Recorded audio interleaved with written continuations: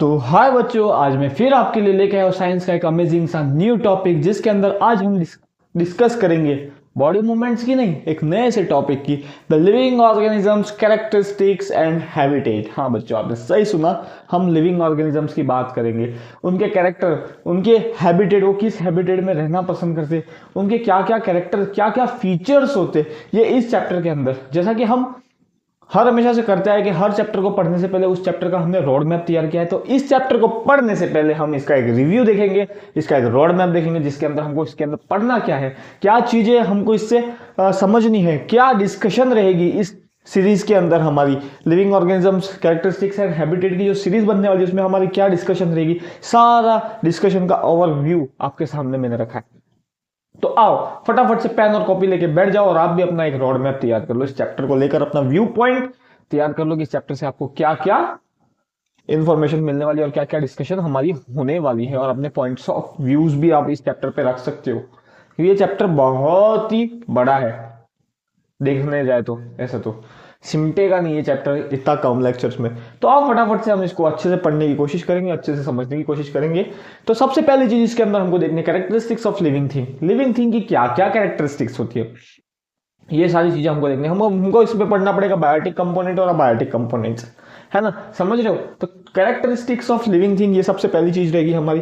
Then second चीज हमको पढ़नी है, इसकी मेन चीज हैबिटेट, उनकी क्या हैबिटेट होती है, वो किस एरिया में रहना पसंद करते हैं। जैसे कि कुछ एनिमल्स होता है टेरेस्ट्रियल हैबिटेट में रहना पसंद करते हैं हवा में, कुछ एनिमल होते हैं एक्वेटिक हैबिटेट में रहते हैं पानी के अंदर।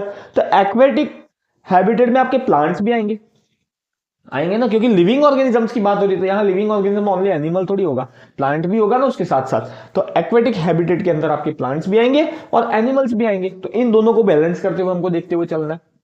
देन हमको सबसे अच्छी चीज इसमें पढ़ने कंपोनेंट्स ऑफ हैबिटेट, हैबिटेट के क्या क्या कंपोनेंट्स होते हैं, क्या क्या क्राइटेरिया होती है। और बहुत ही मेन टॉपिक इस चैप्टर का जो रहेगा, आपका ज्यादा पोर्शन कवर करेगा, वो एडेप्टेशन रहेगा बेटा।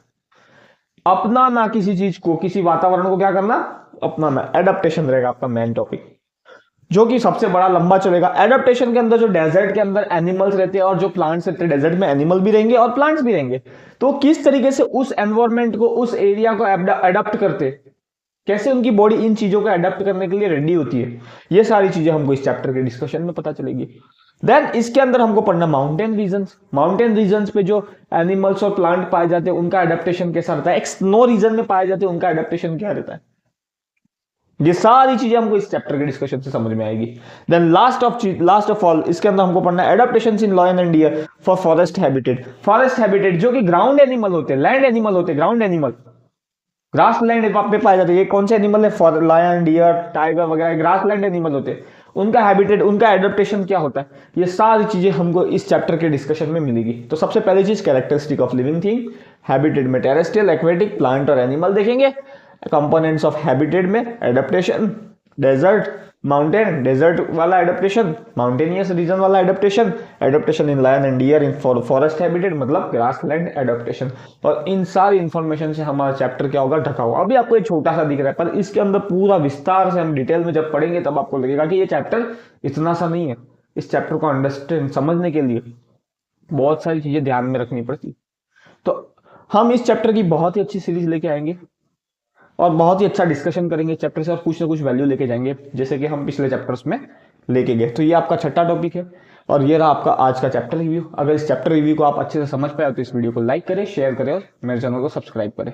तब तक के लिए have a nice day, keep loving, keep watching and keep learning my video. तब तक के लिए थैंक यू, बाय।